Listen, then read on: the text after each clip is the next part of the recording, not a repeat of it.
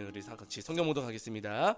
오늘 말씀은 에베소서 1장입니다. 에베소서 1장 1절부터 14절까지 말씀 함께 합독하시겠습니다.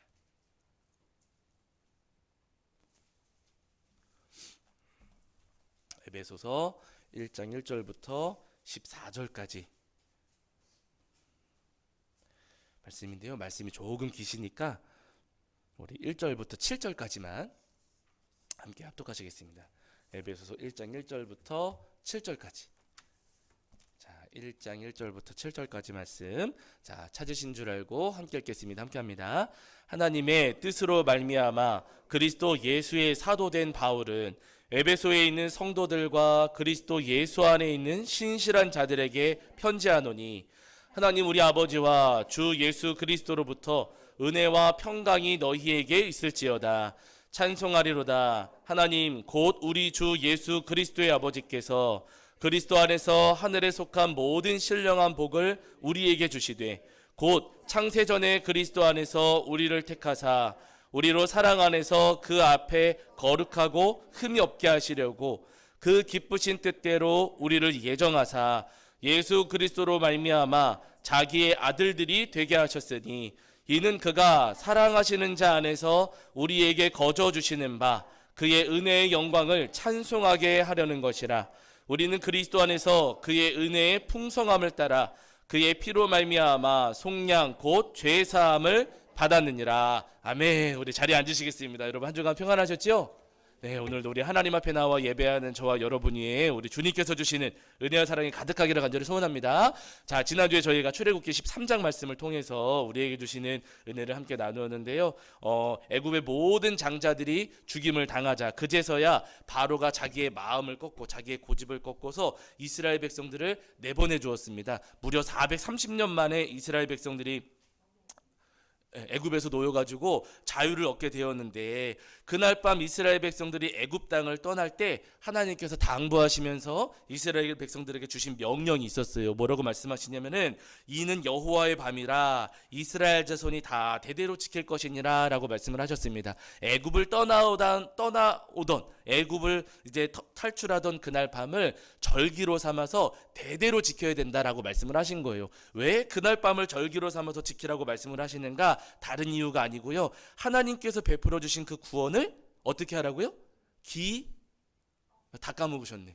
기념. 그런데 기념이라는 말은 달리 말하면 무슨 말이라고? 기억입니다. 기억. 하나님께서 구원해 주신 그 은혜를 잊지 말고 기억해야 된다. 하나님께서 베풀어 주신 구원의 은혜를 너희가 기억해야 하니 매년 그 절기를 지키면서 구원의 은혜를 마음속에 깊이 간직해라 라고 말씀을 하셨습니다. 여러분, 우리도 다 마찬가지입니다. 하나님께서 베풀어 주신 은혜, 우리가 잊어버려야 될까요? 기억해야 될까요?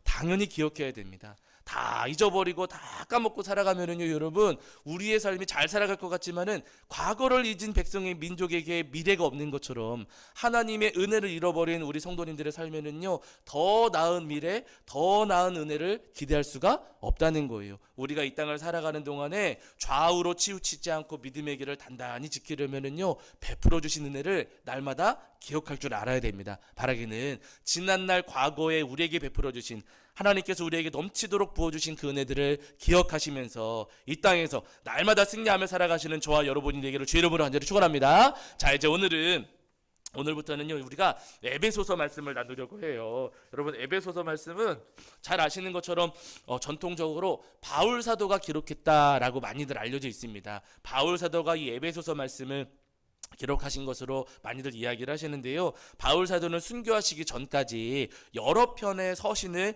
기록하셨어요. 그 서신들은 거의 대부분의 경우에 교회를 지키고 세우시려고 기록하신 말씀입니다. 그냥 궁금해서 안부 전하려고 보내신 말씀이 아니고요, 각각의 교회를 지키고 바로 잡고 세우시려고 바울 사도가 여러 교회로 편지를 보내줬다는 거예요. 교회가 분열되었다든지, 아니 이단의 공격을 받고 있다든지, 혹은 잘못된 신앙의 가치관을 가졌다든지 등등 여러 가지 교회의 문제들이 있었고 어려움들이 있었는데, 그런 문제들로 교회가 이제 모험사를 앓고 있으니까 바울 사도가 그런 문제들을 풀어주시고 교회를 바로 세우시려고 여러 편의 서신들을 보내셨습니다. 오늘 우리가 읽으려고 하는 이제부터 읽으려고 하는 에베소서의 말씀도 마찬가지인데요. 이 에베소는 바울 사도가 대략 한 3년 정도 머무시면서 전도하신 곳이에요. 다른 어떤 도시보다도 바울 사도가 굉장히 오랫동안 이 에베소에 머무시면서 말씀을 가르치시고 교회를 섬기시고 교회를 세우셨습니다.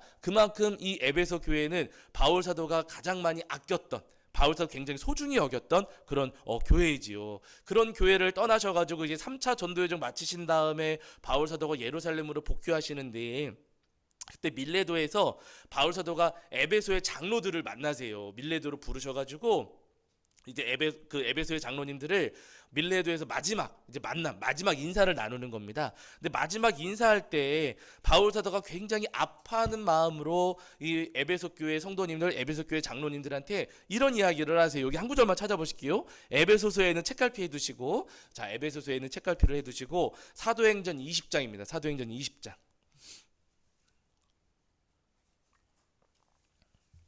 자, 사도행전 20장 29절부터 30절까지입니다.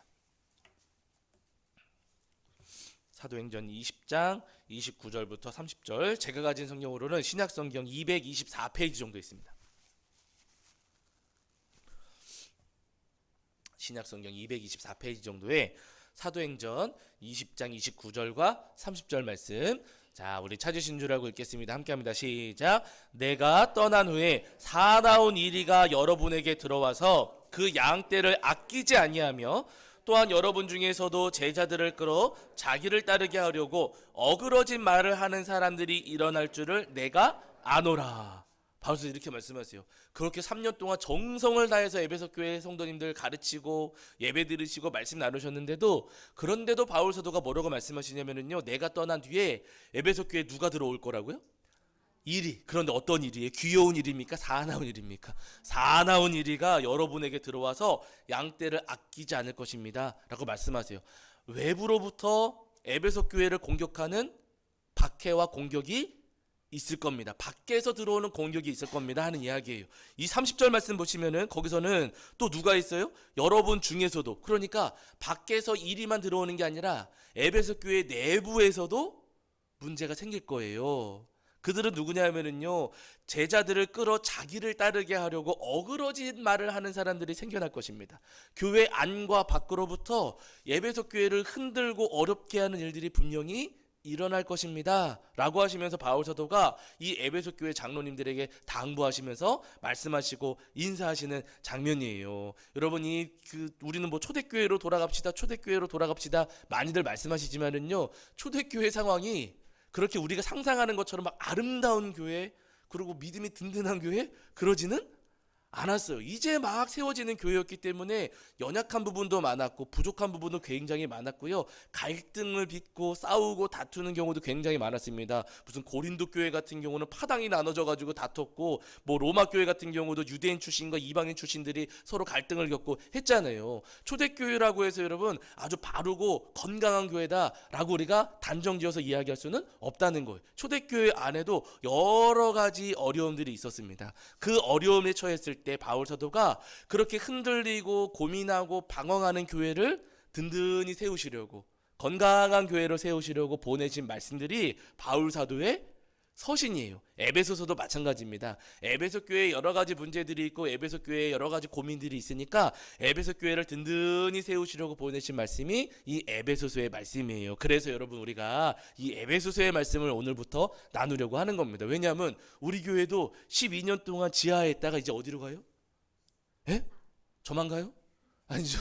다 같이 가실 거잖아요. 우리 교회도 지하에 있다가 여러분 지상으로 이제 옮겨가려고 합니다. 제가 이제 주중엔 이번 주에는 뭐 연회가 있어가지고 공사를 많이 하시지는 못하셨는데 공정이 대략 한 30% 40% 정도 진행이 된 것 같아요. 이제 앞으로 한 2-3주 정도만 공사를 더 하시면은 어느 정도 윤곽이 드러나고 저희가 이사할 수 있지 않을까 생각이 되는데요. 여러분 공사가 착착착 진행되는 모습을 볼 때 재미도 있고 그리고 이게 어떤 모양으로 만들어질까? 여기가 색깔이 입혀지고 모양이 다 갖춰지면 어떤 모습이 될까? 그 기대하는 마음 굉장히 많이 있거든요. 근데 공사가 그렇게 잘 되어야겠지요. 우리가 원하는 모양대로 우리가 기대하는 만큼 공사가 잘 진행되어야겠지만, 그러나 여러분 중요한 것은 뭐냐면요, 인테리어 공사가 잘 진행되는 것만큼 그 공간에서 예배하는 우리 교회 공동체도 잘 세워져야 되는 거잖아요.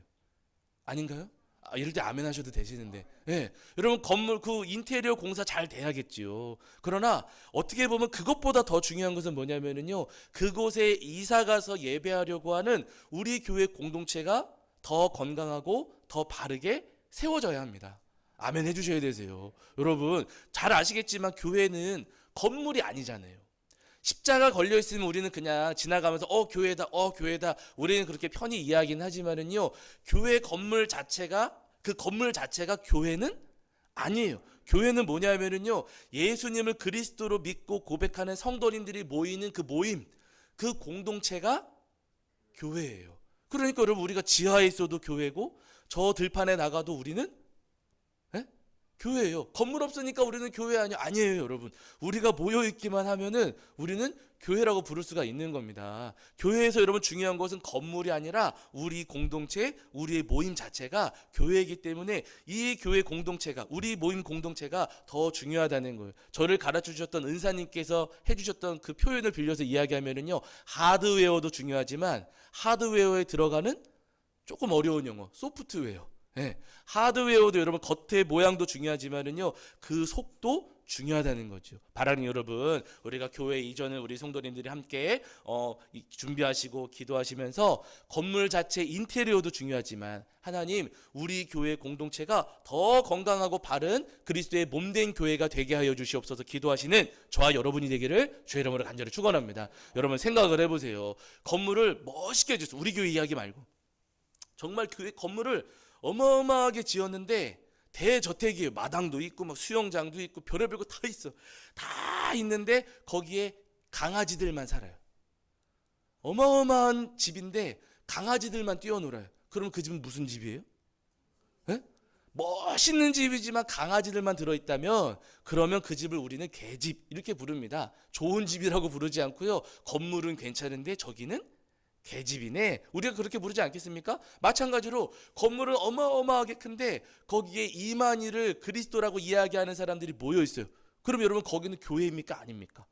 그건 교회가 아니잖아요. 마찬가지로 우리가 인테리어 이사해가지고 인테리어 잘 준비해서 가기는 가겠지만은요, 그곳에서 모임을 갖고 예배하는 우리 교회 공동체가 잘못되어 있다면 여러분 그것은요 절대로 바람직한 모습이 아니라는 거예요. 그래서 인테리어 공사하는 것보다 우리 성도님들과 저와 우리 성도님들이 함께 모여서 예배하는 이 예배 공동체가 바르고 건강한 그리스도의 몸된 교회가 되는 것이 더없이 소중하다는 겁니다. 이 에베소서 말씀을 읽어 내려가시면서 주님께서 원하시는 바르고 건강한 그리스도의 몸된 교회를 세워가시는 저와 여러분이 되기를 주의 이름으로 간절히 축원합니다. 자, 이 말씀을 이 바울 사도가 에베소 교회에 보내시면서 에베소서 1장 1절 2절에서 이렇게 말씀하세요. 다시 에베소서로 가셔가지고 여러분 에베소서 1장 1절과 2절을 보세요. 책갈피 해두셨죠?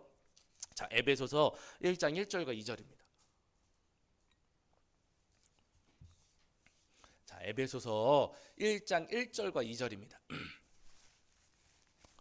자, 1장 1절과 2절 읽겠습니다. 시작. 하나님의 뜻으로 말미암아 그리스도 예수의 사도된 바울은 에베소에 있는 성도들과 그리스도 예수 안에 있는 신실한 자들에게 편지하노니 하나님 우리 아버지와 주 예수 그리스도로부터 은혜와 평강이 너희에게 있을지어다. 아멘. 자, 에베소서 말씀은 편지예요. 편지. 우리 성도님들 편지 많이 써보셨겠지만 편지 시작할 때 첫 번째 누구누구에게 하잖아요. 그렇죠. 누구누구에게 하고서 그 다음 뭐라고 쓰셨어요? 옛날에 편지 쓰실 때, 연애 편지 하실 때? 안 써보셨나 보다. 다른 분한테 쓰셨나? 여러분, 저도 군대 있을 때 편지 많이 썼거든요. 쓰기도 하고 받기도 하고 했었는데 누구누구에게 하고 그 다음에 자기소개 하잖아요. 나 누구야? 하면서 뭐 어떻게 지내고 있니? 아니면은 뭐 인사 나누면서 뭐 날씨는 어떤데 어떻게 지내고 있니? 날이 추운데 감기는 안 걸렸니? 뭐 날이 더운데 더위 잘 이기고 살고 있니? 하면서 우리가 안부 인사를 나누면서 편지의 첫머리를 시작하지 않습니까? 오늘 바울 사도도 에베소 교회 성도님들에게 편지를 하시면서 지금 바울 사도 자신을 소개하시고 그 다음에 에베소 교회에 인사를 나누시는 거예요. 인사. 잘 알고 있는 분들이었고 뭐 바울 사도와 에베소 교회 성도님들 사이에 뭐 허물없이 지내는 서로 잘 알고 지내는 사이였지만은요, 그분들에게 편지하시면서 바울 사도는요 먼저 자기를 소개하고 인사를 하면서 이 서신을 시작하고 있다는 겁니다. 여러분, 우리도 교회 공동체를 지키고 우리 함께 그리스도의 몸된 교회를 이루어서 함께 신앙생활을 하실 때 여러분, 우리가 잊지 말아야 할 것 한 가지는 뭐냐면은요, 별거 아닌 것 같지만 서로 뭐 하셔야 돼요? 인사해 주셔야 되세요. 예. 물론 잘 알아요. 오랫동안 함께 지냈기 때문에 뭐 인사 안 해도 서로 오셨구나, 오셨구나 잘 알고 지내는 사이긴 하지만은요. 그러나 여러분, 우리가 교회 공동체 안에서 함께 만나셨을 때 서로 인사하고 서로 안부를 묻는 것이 너무나도 소중하다는 겁니다. 그렇게 교회 공동체를 우리가 지켜가시는 거예요. 오늘 교회 오시면서 인사하셨어요? 하신 분도 계시고 못 하신 분도 계세요. 왜냐면 제가 알아요. 어떤 분들은 오시자마자 청소하시고 뭐 준비하시는 분들도 계시고, 어떤 분은 오시면은 가만히 계시지 않고 자리에 앉으셔가지고 기도하시는 분도 계시고, 그러셔가지고 서로 눈 마주치고 인사하기가 어렵다는 거 제가 알고 있습니다. 그렇다면은 여러분, 예배 마치고 나가실 때라도 뭐 하실 거예요? 인사하시는 거예요. 잘 오셨다고, 반갑다고, 한 주간 잘 지냈냐고 하면서 우리가 서로 인사를 나누셔야 됩니다. 특별히 여러분, 오늘 본문에 보시는 바울 사도가 2절에 보시면 에베소 교회 성도님들에게 인사하시면서 여러분, 좋은 말로 하십니까? 나쁜 말로 하십니까? 좋은 말로 해요. 뭐가 있기를 바란다고 하세요? 은혜와 평강이, 그리스도로부터 은혜와 평강이 너에게 있을지어다 라고 하면서 굉장히 아름다운 말로, 굉장히 듣기 좋은 말로 인사를 한다는 거예요. 저는 그거 알거든요. 저도 제 친구들, 어렸을 때부터 만났던 친구들 있잖아요. 어렸을 때부터 만났던 친구들 만나면은 좋은 이야기, 보자마자 좋은 이야기 합니까? 장난치면서 이야기합니다. 야, 너는 머리카락이 더 빠졌다? 막 이런 이야기 하고요. 야, 주름살이 늘었다? 막 이런 얘기도 하고, 서로 친하니까 친근감을 표시하려고 그렇게 인사하고 대화하는 경우가 간혹 있어요. 저도 여러분, 농담 따먹게 하는 거, 장난치는 거, 막 놀리는 거 제가 좋아할까요? 싫어할까요? 저 엄청 좋아해요. 잘했을까요? 못했을까요? 저 엄청 잘했어요. 막 장난치고 막 그냥 살살 긁어가지고 하는 거 저 정말 좋아했거든요. 근데 20대 초반에 제가 문화사역을 하면서 거기도 공동체가 있었지 않겠습니까? 근데 그때 그 문화사역할 때 그 팀을 구성했던 사람들이 대부분 20대 뭐 초반이었어요. 20살부터 25살. 물론 그 이상으로 계신 분들도 있었지만은요, 대부분의 분들이 나이가 젊었어요. 나이가 젊다 보니까 생동감도 있고, 그리고 뭐 이제 나이가 젊다 보니까 아주 뭐 여러 가지 사건들도 많이 있고, 장난도 서로 많이 치고, 굉장히 활기찬 그런 모임이었는데, 제가 그 모임에 나가가지고 장난 쳤을까요, 안 쳤을까요?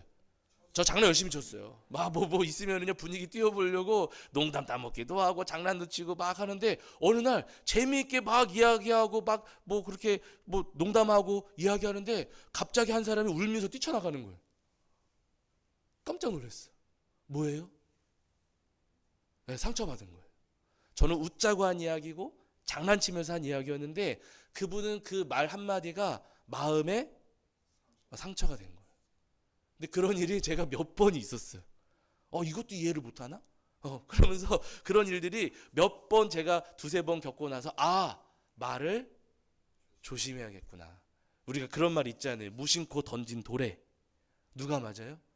개구리가 맞아 죽잖아요. 근데 여러분, 웃자고 하는 말이고 장난치면서 하는 말일 수 있겠지만은요, 그 말 한마디에 때로는 누군가는 상처받을 수 있고 누군가는 아픔을 겪을 수도 있습니다. 웃자고 한 이야기지만 그날만큼은, 평소에 웃으면서 했던 이야기가 그날만큼은 웃으면서 할 수 없는 이야기일 수도 있는 거예요. 그래가지고 여러분, 우리가 교회 공동체를 정말 건강하게 잘 지키고자 한다면은요, 우리의 말을 조금은 조심할 필요가 있어요. 저부터도.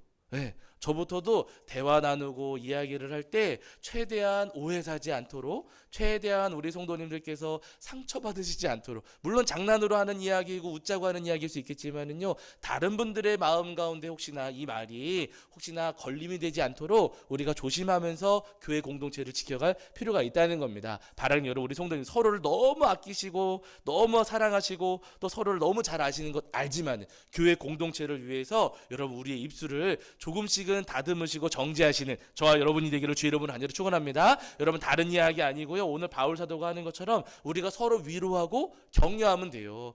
일주일 동안 서로 다른 곳에서 지내시다가 일주일 만에 만났어요. 그럼 뭐라고 인사하시겠어요? 별일 없으셨냐고, 아프신 데는 없으시냐고, 잘하셨다고, 한 주간 승리하시면서 정말 고생 많으셨다고 하면서 우리가 서로를 위로하고 격려합니다. 그러면은 여러분, 우리의 공동체, 우리 교회 공동체가 더 아름답고 더 건강하게 세워지리라 믿습니다. 바라기는 서로를 만나셨을 때마다 서로를 위로하고 격려하시면서 이 교회 공동체를 지키시는 저와 여러분이 되기를 주의 이름으로 간절히 축원합니다. 자, 중요한 것은 사실은 여기부터가 본론이에요. 근데 오늘 시간이 많이 지나가긴 했는데 제가 본론의 내용을 간략하게 이야기를 해드릴게요. 자, 중요한 거 여러분 4절부터 6절입니다. 4절부터 6절. 1장 4절부터 6절이거든요. 자, 지금 바울 사도가 에베소 교회 1장 3절에서 하나님께 찬송하십시오, 우리 하나님을 찬송하십시오 라고 말씀하세요. 왜 하나님을 찬송하는가? 4절부터 6절 보실게요. 시작. 곧 창세전에 그리스도 안에서 우리를 택하사 우리로 사랑 안에서 그 앞에 거룩하고 흠이 없게 하시려고 그 기쁘신 뜻대로 우리를 예정하사 그리스도로 말미암아 자기의 아들들이 되게 하셨으니 이는 그가 사랑하시는 자 안에서 우리에게 거저 주시는 바 그의 은혜의 영광을 찬송하게 하려는 것이라. 아멘. 이렇게 말씀하세요. 하나님을 찬송하십시오 라고 말씀하시면서 왜 하나님을 찬송해야 되는가? 거기 말씀 보시면은요, 예수 그리스도로 말미암아 자기의 아들들이 되게 하셨다. 자기의 아들들이 되게 하셨다라고 말씀을 하세요. 그리스도로 말미암아 하나님의 아들들이 되게 하신 것, 두 글자로 줄이면 뭐예요? 구원이에요. 구원. 그리스도로 말미암아 우리를 구원해 주셨으니 여러분, 우리를 구원해 주신 우리 하나님을 찬송하십시오. 우리를 구원해 주신, 우리에게 내려주신 하나님의 그 복, 구원의 복을, 여러분 구원의 복을 주신 우리 하나님을 찬송하십시오 라고 말씀하시는 거예요. 근데 여기서 여러분 중요한 것은 뭐냐면은, 아마 이 말씀을 읽어 내려가면서 마음에 탁 걸린 단어가 몇 가지 있으셨을 거예요. 첫 번째, 여러분 5절에 보면 우리 마음에 걸리는, 우리를 뭐 하셨다 그러세요? 우리를 예정하사, 예정이라는 단어가 마음에 걸리고, 4절에도 보시면은 창세 전에 그리스도 안에서 우리를 택하사, 이렇게도 말씀을 하세요. 예정하셨다, 창세 전에 우리를 택하셨다 라고 말씀을 하시거든요. 그러니까 이 구절이 사실은 에베소서 1장의 이 구절들이 예정론을 이야기하시는 분들이 근거로 삼고 있는 아주 중요한 성경 구절입니다. 이 구절이 어쩌면 마음에 탁 부딪히고 탁 걸리실 수도 있어요. 사실 오늘 중요한 내용은 아니지만은 제가 이 내용을 다 다룰 기회가 거의 없기 때문에 간략하게 말씀을 드리면은요, 번역의 문제가 있습니다. 뭐냐면 여러분, 창세 전에 그리스도 안에서 우리를 택하사라고 번역된 이 구절, 요 구절이 헬라어 원문으로 우리가 번역하고 다시 헬라어 원문을 직역해서 번역을 하면 어떤 표현이 되냐면은요, 잘 들으셔야 되세요. 세상의 아래로 던져지기 전에예요. 원래 원문 자체를 그대로 번역하면은 창세 전에가 아니라 세상의 아래로 던져지기 전에. 그럼 여러분, 세상의 아래로 던져지는 게 뭐예요? 세상의 아래로 던져지는 거? 죽는 거죠. 우리가 죽기 전에 우리를 택하셨어요. 그렇죠? 우리를 택하셔서 그리스도 그 사랑 안에서 거룩하고 흠없게 하시려고 예수 그리스도로 말미암아 우리를 아들들이 되게 하셨습니다라고 하는 말씀이세요. 우리가 죽기 전에 우리를 부르셔가지고 우리를 구원해 주셨으니 여러분, 그 구원해 주신 우리 하나님을 찬송하십시오 하시는 말씀입니다. 세상을 창조하시기 전부터 구원받을 사람과 구원받지 않을 사람을 나누셨습니다. 이 이야기가 아니라 이 땅에 우리가 태어나던 이후에 우리가 죽기 전에, 왜 그냥 죽으면 우리가 심판받잖아요. 지옥 가는 거 아니겠습니까? 우리가 지옥 가기 전에 주님께서 우리에게 은혜를 베풀어 주셔가지고 우리를 구원해 주셨습니다 하시는 말씀입니다. 근데 그 뒤에 가시면 예정이라는 단어가 또 나오니까 마음에 걸리실 수가 있어요. 근데 여러분, 이 예정이라고 하는 단어는 이렇게 이해하시면 되세요. 사극 같은 데 보시면은 왕이 있잖아요. 왕. 근데 왕이 죽지는 않았는데 왕이 날을 이어서 왕이 될 아들을 어떻게 해요? 죽기 전에 정하잖아요. 그렇죠. 그 아들을 뭐 세자 이렇게 부르지 않습니까? 세자. 근데 세자로 삼을 때 뭐 한다 그래요? 책봉. 아, 드라마를 안 보셔가지고 저는 가끔 사극 보거든요. 세자를 책봉한다 이렇게 이야기를 해요. 아직 왕은 안 됐어요. 근데 이 아들은 앞으로 나를 뒤이어서 왕이 될 사람이라서 미리 어떻게 하는 거예요? 정하는 거예요. 그렇죠? 네, 이 말씀이에요.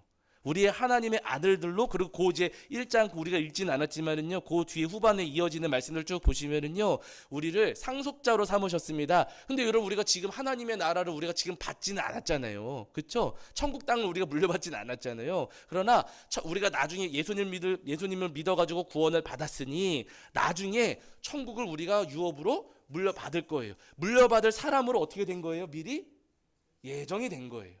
구원받을 사람으로 예정되었다는 게 아니라 하나님의 백성으로 우리가 정해졌다고 말씀을 하시는 겁니다. 그러니까 여러분, 이 말씀을 들어가면서 구원받을 사람과 구원받지 못할 사람이 태초부터 정해져 있습니다 라고 말씀하셔서는 절대로 안 되는 거예요. 우리가 죽기 전에 우리를 부르셔서 하나님의 백성으로 삼아주셨습니다. 그러니 여러분, 하나님을 찬송하십시오. 바울사도가 말씀하고 계시는데, 중요한 것은 뭐냐면은 여러분, 이 말씀 지금 바울사도가 우리가 상속자로 정해졌습니다. 하나님의 아들들로 우리가 정해졌습니다. 우리를 구원해 주셨습니다. 그러니 우리 하나님을 찬송하십시오 라고 말씀하고 계시는데, 지금 구원받은 사람, 하나님의 자녀들이라고 말씀하시고 상속자들로 책정되었다, 예정되었다 라고 말씀하시는 이 사람들은 유대인들입니까? 이방인들입니까?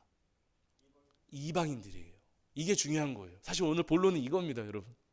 우리가 잘 아시기로 유대인들은 이방인들을 바라볼 때, 옛날에 유대인들은 이방인들을 바라볼 때 아끼고 사랑하는 마음으로 바라보았을까요? 혐오하고 증오하는 마음으로 봤을까요? 혐오하고 증오해서 피만 섞여도 부정한 사람이라고 여겨가지고 사마리아 땅 같은 데는 아예 지나가지도 않았잖아요. 유대인들 마음 가운데는 어떤 생각이 있었냐면요, 우리는 선택받은 사람들이야. 우리는 하나님의 백성이고 우리는 선택받은 사람들, 선민의식 그렇게 이야기하지 않습니까? 우리는 선택받은 사람들이고 저 사람들은, 저 이방인들은 선택받지 못한 사람들이야.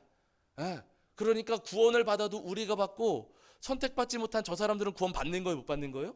못 받아.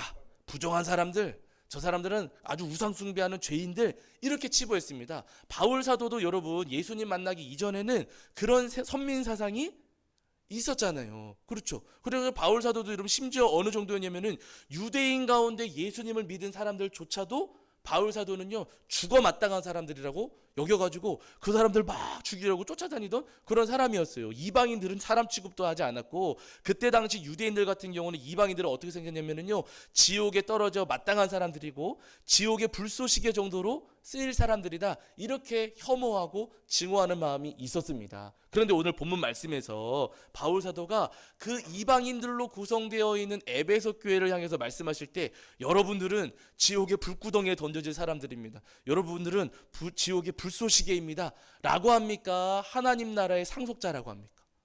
상속자라고 말씀하시고, 하나님의 아들들, 주의 아들들, 이제 하나님의 백성들, 이렇게 지금 부르고 있는 거예요. 여러분, 바울 사도도 분명히 유대인이거든요. 뼛속까지 유대인인 사람인데, 뼛속까지 유대인이었던 이 바울 사도가 이방인들이 주축이 되어서 구성되어 있었던 이 에베소 교회를 바라보실 때, 저들은 이방인들, 부정한 사람들, 지옥에 갈 사람들, 이렇게 정의하는 게 아니라 그들을 가리켜서 말씀하시기를, 그들은 상속자요, 나의 형제요, 하나님의 아들들입니다 라고 지금 바울 사도가 에베소 교회에 말씀하고 계시는 거예요. 지금 여러분, 에베소 교회를 향해 바라보시는 바울 사도의 눈이 어떻게 된 거예요? 달라진 거예요. 오늘 이 이야기를 저는 하고 싶었습니다. 여러분, 바울 사도도 분명히 이방인들을 바라볼 때는요, 혐오하고 증오하는 눈이 있었어요. 근데 그 눈이 변했어요.